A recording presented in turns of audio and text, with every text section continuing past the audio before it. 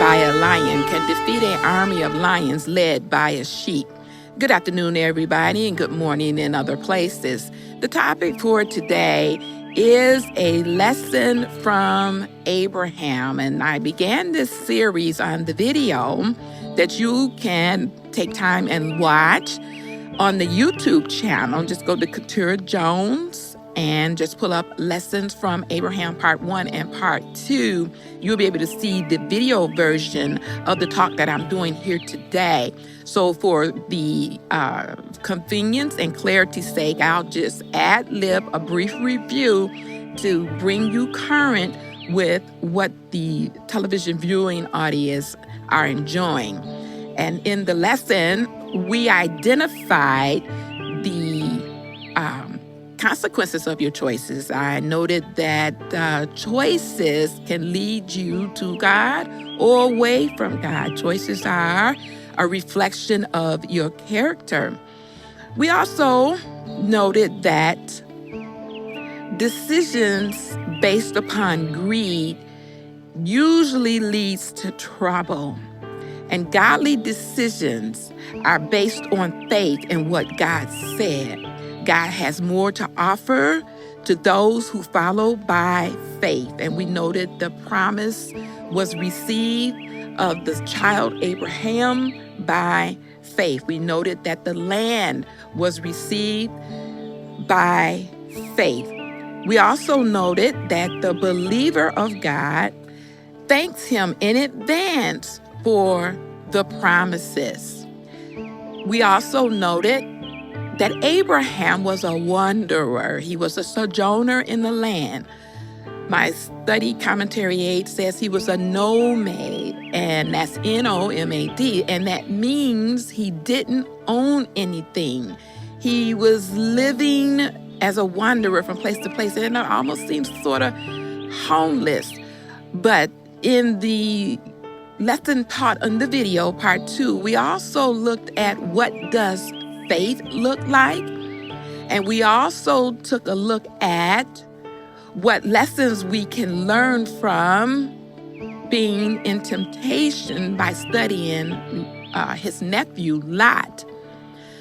We also noted in part 2 of the lesson entitled Lessons Learned from Abraham's Faith.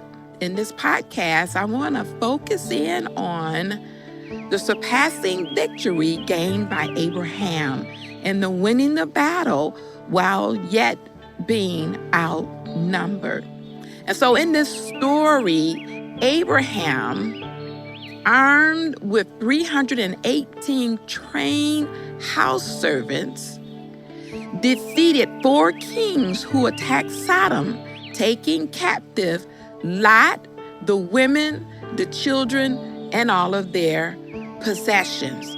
But before we get into the battle that Abraham won, I want to brief on his journey through the land of Canaan. And if you watch the video, Lessons Learned from Abraham, Part 2, we noted that Abraham, in the reading of the scriptures, he wandered to 3 different areas in the land of Canaan.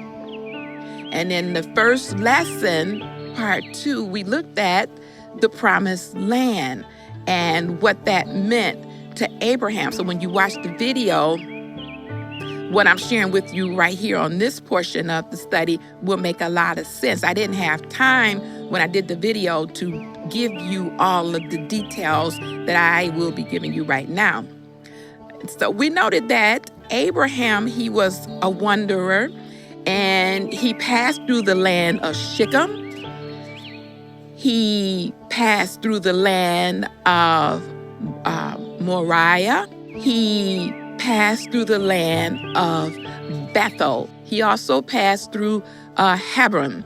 Now, the reason why I'm taking time with this, because this was his journey.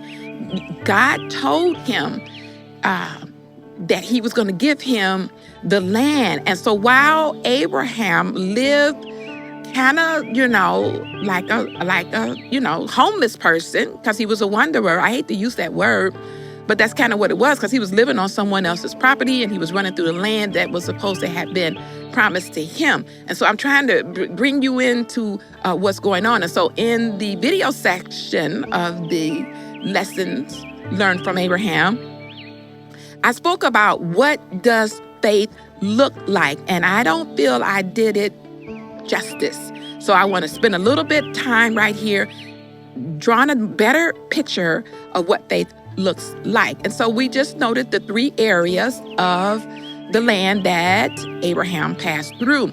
And each one of these lands had a meaning. And so the first land he visited was Shechem.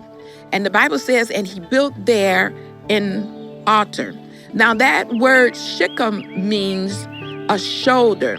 And we all know that a shoulder is the strongest portion of the body, is able to lift and carry things that the hand cannot handle in and of itself. And so when Abraham got to Shechem, he named this place the shoulder. And so that's saying to me that he was in the strong place, because that's what the word Shechem means. It means to have strength.